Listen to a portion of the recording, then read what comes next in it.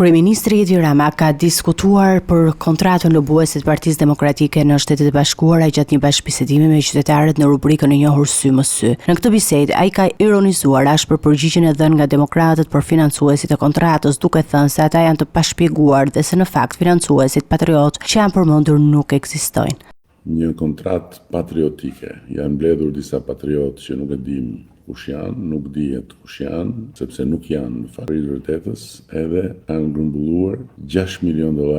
për të pastruar damkën nga balli i bufit të Knetës, damkën e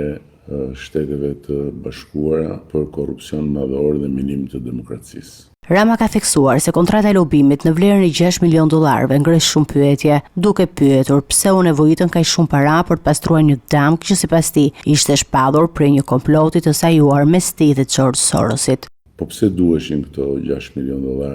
për këtë damkë, nëse kjo damkë ishte damka e një komploti të Sorosit me mua dhe duke shfrytzuar vulën e Shteteve të Bashkuara, pse duhej kjo kontratë, pse duheshin këto $6 milion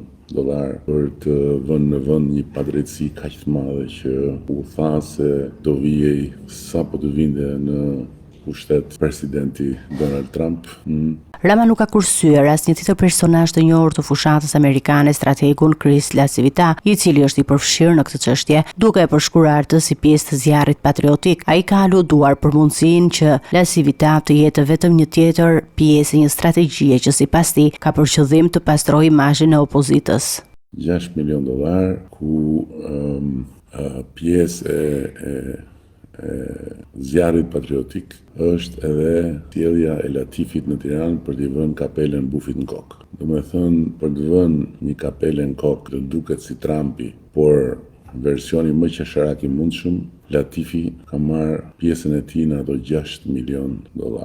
Ky reagim i Ramës vjen pas një periudhe të tensionuar politike ku kontrata lobuese e PD-s ka qenë një diskutim i nxehtë, ndërsa akuzat për korrupsion në lidhje me aktorët e jashtëm kanë qenë në qendër të sulmeve nga opozita.